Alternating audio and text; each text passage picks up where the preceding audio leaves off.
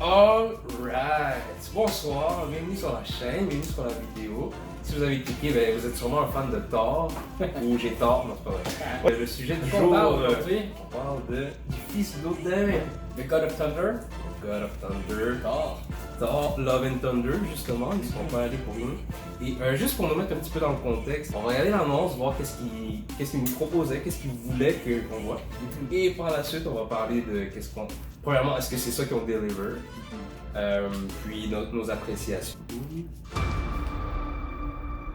Les enfants, sortez le popcorn et laissez-moi vous conter l'histoire du viking de l'espace, Thor Odinson. Ce n'était pas un homme La ordinaire, musique, on sait déjà. c'était un dieu. Après avoir sauvé la Terre pour la 500e fois, Thor s'est embarqué dans un nouveau voyage. Il s'est remis en forme, il a perdu son ventre et retrouvé son corps de dieu. Et après tout ça, il est finalement redevenu le seul et unique Thor. Oh, j'ai parlé trop vite. Jane?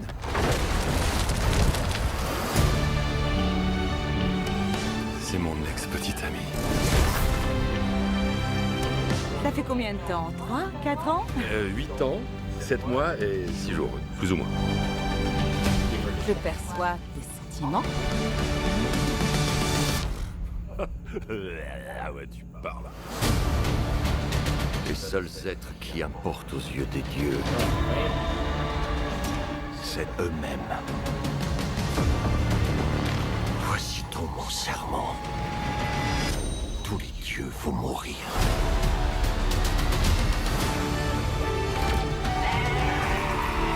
J'allais dire que ce que tu as fait là-bas m'a beaucoup impressionné. C'était mon premier méchant. On n'oublie jamais sa première fois.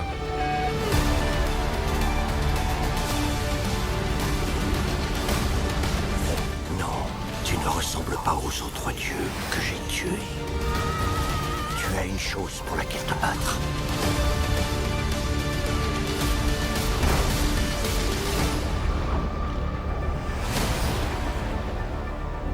Voyons voir qui tu es. Ah, ça brise Que ton l'Internet, déguisement c'est ça. disparaisse d'une pichenette. Oh, t'en fais trop, comme d'habitude. Sauce! On lui donne pas un coup de main? Oh, rien de presse. De raisin? Elle est bonne annonce en tout cas. Musique, bonne image. Je pense que ça résume bien le film pour moi. C'est-à-dire des bons moments visuels avec la musique. C'est ça, c'est ça. Mais ce qu'il y a entre ces scènes-là et tout, c'est là, je pense qu'il y a eu des petits accrochages. Je sais pas pour toi, Mike, premièrement, tu sais, on vient de voir l'annonce et tout. On n'a pas vu le film ensemble. Non. Tu l'as aimé ou tu l'as pas aimé? Et j'ai passé un bon moment. Moi, à chaque fois qu'on me demande si j'ai aimé le film, je dis tout le temps, j'ai passé un bon moment. C'est toi une réponse de politicien. J'ai aimé le film, mais moi je trouvais que Gore, il manquait quelque chose. Wasted potential, entre C'est ça, tu guillemets. sais. En plus, moi je le trouvais intéressant, je trouvais que Christian Bale, il l'avait très bien. C'est quand même Christian Tu sais, Bale. c'est ça. Puis tu sais, tu prends quelqu'un comme lui, puis tu lui coupes la majorité de ses scènes, puis C'est ça qu'à la qu'il fin, dit dans les peut-être qu'il interviews. meurt. À la fin, il meurt, mais genre, tu sais, comme, ben là, tu viens de waste tout un acteur là, pour faire un méchant qui pourrait être intéressant. On voit l'essence du film dans l'annonce, fait qu'ils ont bien fait l'annonce.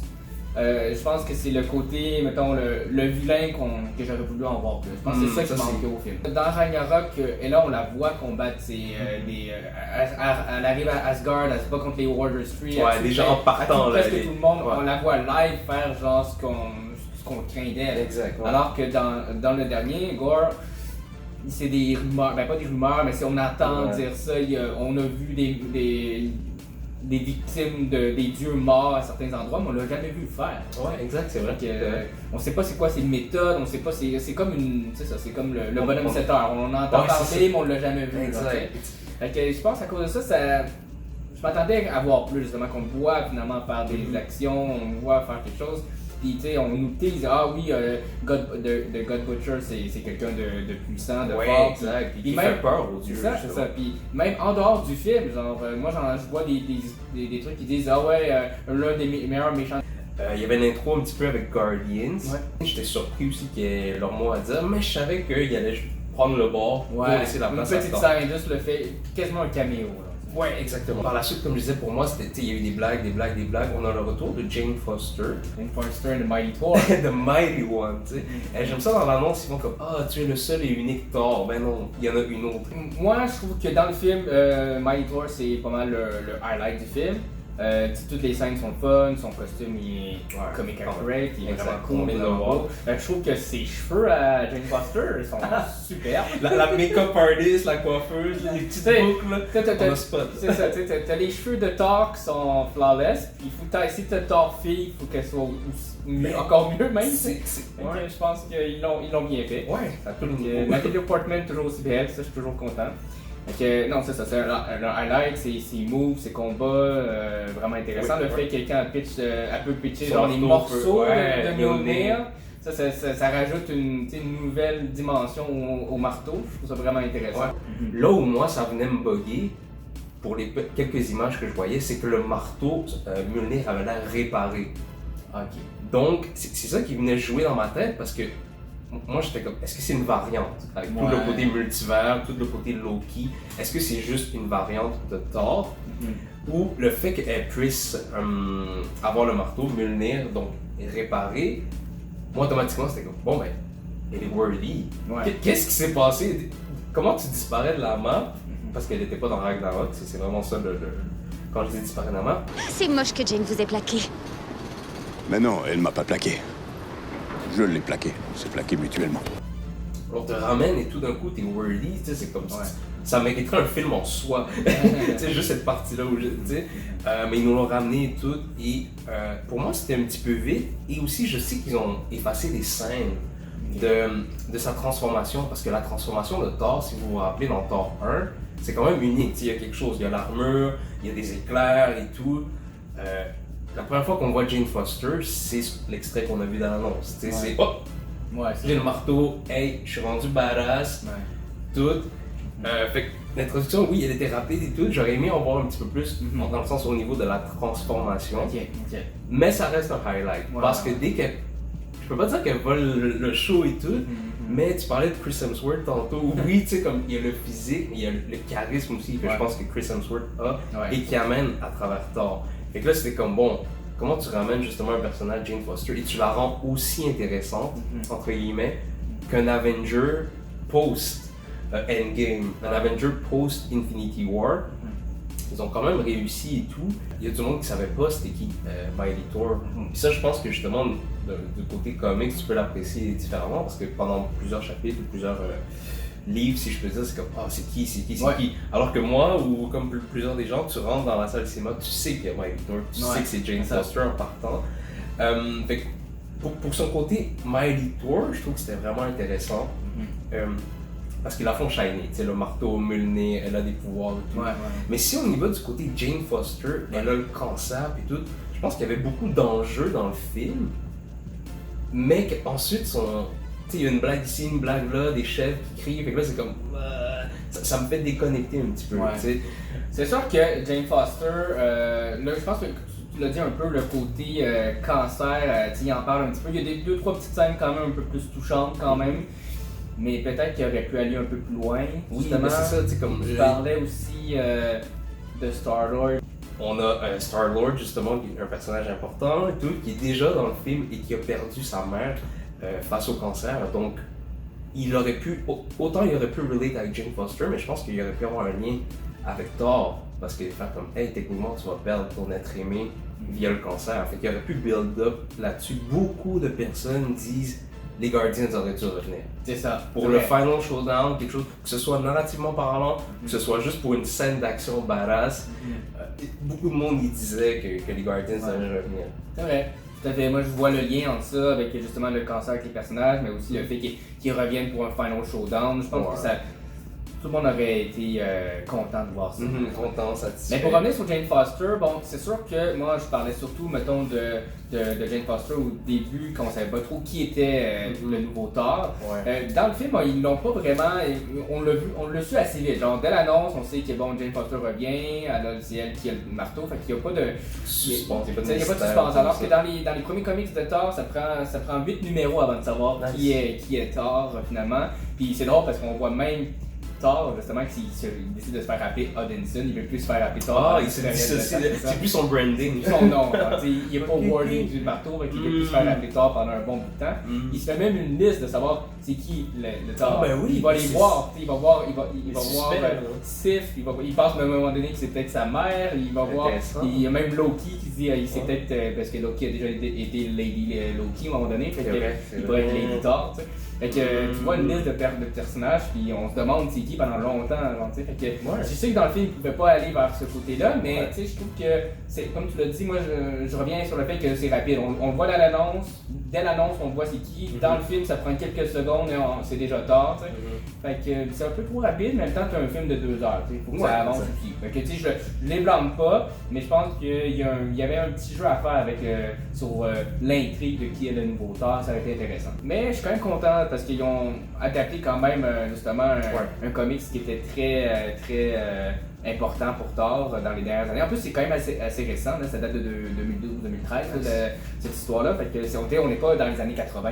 Oui, non, c'est ça. Avec certaines histoires, là, tu sais, quoi que ça. Fait que je trouve ça le fun qu'ils adaptent des choses plus récentes. Même Civil War, c'était quand même assez récent aussi. Fait que je suis content qu'ils vont dans du plus récent. Je m'attendais pas à ce qu'il y ait une confrontation avec Gore aussitôt. Je pense qu'il envahit un certain village. Asgard. Oui, exact. Quand il vient, puis là, c'est comme. Attends, on va vraiment voir Thor se battre contre Gore. Il va déjà avoir un showdown. Et il y avait Mighty Thor aussi, fait que ça allait être un 2 contre 1, si c'est pas plus. Mais ils l'ont quand même fait vite et tout, all good. Ils ont introduit des nouveaux personnages aussi. Mais vraiment, après, je pense que ça a shifté, puis ça s'en allait vers l'Olympe.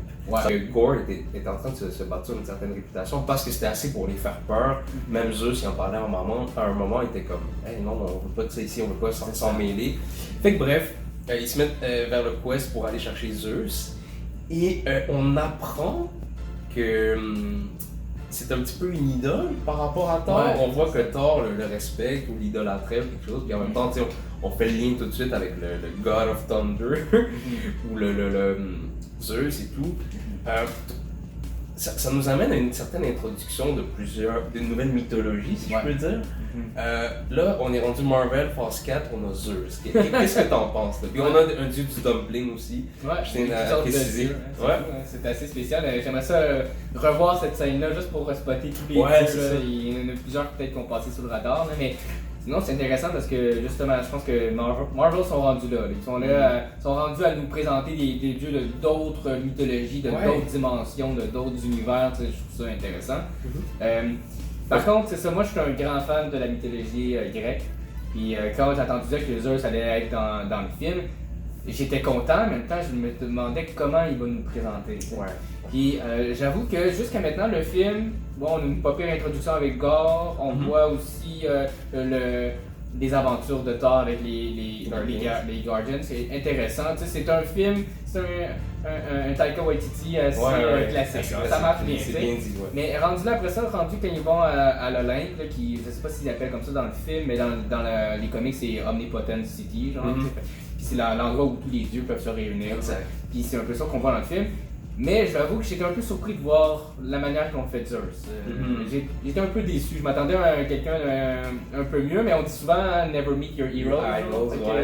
Peut-être que c'est ça aussi. Fait que toi, qu'est-ce que t'en as pensé? Ben, c'est sûr que c'était une introduction, mais en même temps, je pense que s'il y a bien un des personnages des Avengers terriens qui peut nous amener vers ça, c'est Thor. Le côté magique, Dieu et tout. Je pense que même beaucoup de monde il spottait la. Je veux pas dire goddess, mais une certaine déesse qui était dans Black Panther. La déesse de Black Panther. Il me semble qu'on la voit. L'esprit. C'est pas marqué sur le terme exact, mais il y a des gens qui l'ont dit qu'ils l'ont vu. Photo à l'écran. On va pouvoir voir ça. Écoute, moi c'est sûr que si, tu sais, on parlait d'idole, du lien que Thor fait avec Zeus, si on aurait su cette information-là, exemple dans Thor 2, ou limite Thor 3, tu sais, semer quelques graines juste pour dire que Thor un certain respect pour Zeus, Ouais. toute cette scène-là dans Thor 4 aurait fait plus de sens pour moi. Parce que Ouais. justement, ça l'aurait mis dans une situation de never meet your idols, Ouais. never meet your heroes. Ouais. Fait que narrativement parlant, je trouve que ça aurait pu aller chercher quelque chose de Mais bien. c'est ça, je trouve que, tu sais, comme il l'idolâtre, puis 2 minutes plus tard, on se rend compte que c'est un jerk, genre. t'sais. Ouais, exact. Fait que je trouve que ça brise un peu le. Ah, ok, ça aurait été intéressant si c'est comme, ok, pendant longtemps, on veut le voir. Exact, Zeus, on veut pendant le voir. longtemps, c'est ça. Là, c'est on le comme... voit enfin. Genre, mais là, c'est plutôt comme, Là, c'est juste on comme- va aller voir Zeus, ok. Ouais. Ah, finalement, c'est pas passé comme prévu. Ok, on passe à autre chose.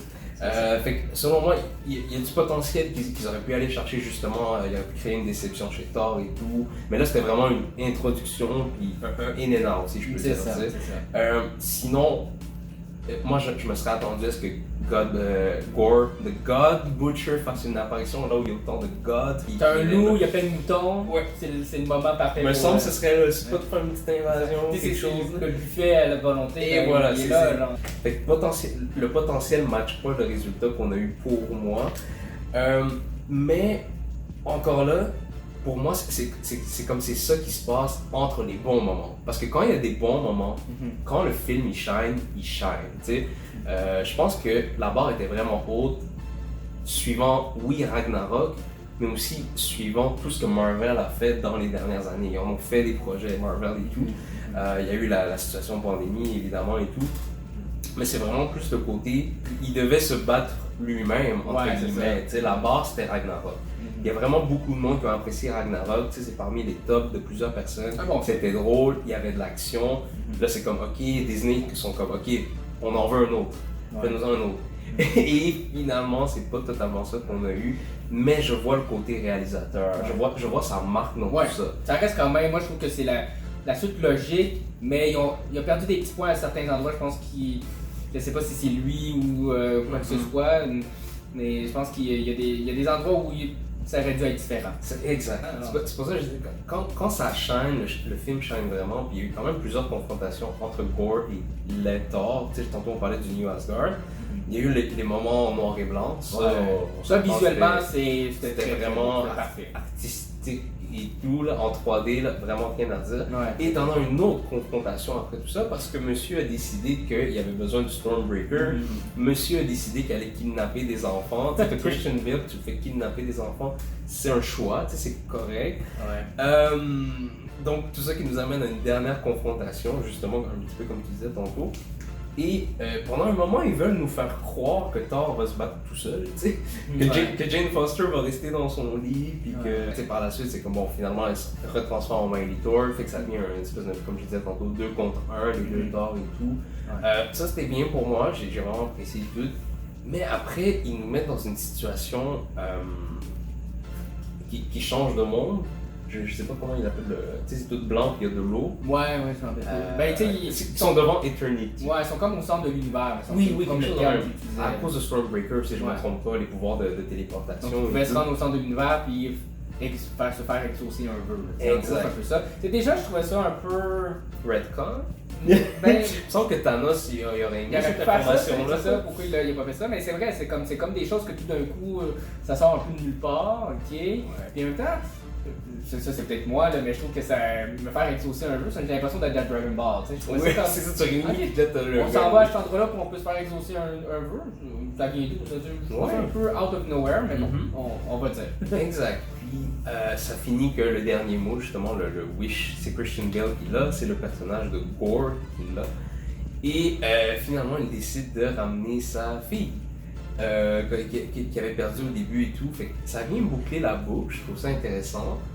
Mais ils auraient pu plus le travailler pour que ce soit, je pense, une récompense à la fin de tout ça. Moi je trouve que Versus c'est une décision de dernière minute. Je trouve que c'est un 180 degrés, j'aime Ouais, le personnage. ouais. Parce que tout le long Last du film, resort, c'est ça, le personnage de Gore est contre les dieux, il veut tuer tous les dieux, puis finalement, on s'attend que son vœu, ce soit ça, je veux tuer tous les dieux, Ouais, peu importe, tu sais. Mais finalement, il fait ramener sa fille, puis lui il meurt.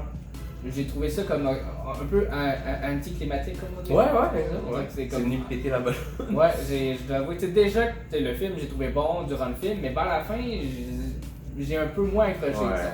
Pour moi, ça commence vraiment en force, beaucoup plus que ça finit en Ouais. force et tout.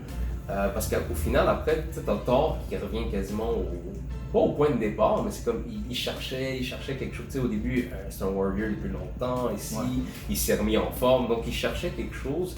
Puis narrativement parlant, ce qu'ils ont fait, c'est que bon, ben finalement, tu vas trainer la fille de l'ennemi, de l'antagoniste et tout. Et c'est un petit peu ce qui s'était passé avec Odin. Quand il prend le fils de... Exact, ouais. C'est comme... Bon parallèle, j'avais pas vu ça. Non, c'est quelqu'un qui a pointé ça en ligne, puis j'étais comme, ok, ça fait un petit parallèle. Tu sais, le protagoniste finit par train l'enfant de l'antagoniste. Fait que shout-out à Odin pour ça, ça vient faire un petit écho, une petite poetry dans tout ça. Intéressant. Mais je trouvais que... moi, Gore the God Butcher, c'est tout un méchant dans les comics. Et puis en plus, il nous le teasait dans le film qu'elle allait être vraiment intense. On n'a pas vu tout ce qu'on aurait pu voir. Dans les comics, c'est une histoire vraiment grandiose. Il se bat contre 3 Thor. Un jeune Thor, un Thor du maintenant, puis le Thor du futur. Donc, puis il se bat sur des milliers d'années aussi, à plusieurs endroits. Donc, c'est toute une histoire. T'sais, je veux pas que ça soit copié-collé, là, on s'entend, mais genre, le méchant, c'est un level Thanos. T'avais un powerhouse dans tout ça. Puis là, il montre ça, on voit pas assez. Ils le font mourir à la fin alors qu'on aurait pu en voir plus ou peu importe. T'sais. Je pense qu'il y a du waste potential dans le film. Ouais, c'est ce que beaucoup de monde disent, mais malgré tout, je pense que tu l'avais bien décrit tantôt. T'as eu un bon moment. Ça fait qu'au final, le film était bon, je pense. Est-ce qu'il a fait ce qu'il devait accomplir? Je le sais pas, c'est vraiment, faudrait que je le revoie. Et c'est le box-office aussi qui va parler, je pense, à la fin de tout ça. Est-ce que Taiki Waititi va revenir pour faire un autre film? Tu sais, souvent, les studios, ils sont rapides sur un 180. Ah, tu fais une erreur, puis... c'est ça. Fait qu'écoute, je pense que tout ça va être à suivre. Autant pour nous, les fans, autant pour la phase 5 et la phase 6, pour qu'on puisse voir comment ils vont faire évoluer ces personnages-là, entre guillemets. Est-ce que c'était la dernière fois qu'on voyait Thor? Chris Hemsworth, je pense pas. Donc, c'est sûr qu'on va le revoir, mais bon, qu'est-ce qui... Il va y avoir un Thor 5. Qu'est-ce que tu fais avec un personnage de 2000 ans après tout ça? Ouais, c'est ça. Sinon, pour ce qui est de Mighty Thor, qu'on voit aussi, je pense, une statue à la fin. Donc, on le voit un peu ici. Elle meurt à la fin, donc spoiler alert. Spoiler alert, by the way. Et puis je ne sais pas si on va la revoir. Normalement, elle devrait revenir en Valkyrie, mais bon, on ne sait pas. Donc ça va être à suivre. Je vous invite à liker la vidéo, partager, commenter. Dites-nous à quel point vous avez apprécié ou pas le film. Et on va tous revoir ces personnages-là dans le Valhalla. Ça va être la série Disney+, right? Non, c'est pas vrai. Donc ça va être à suivre sur la chaîne.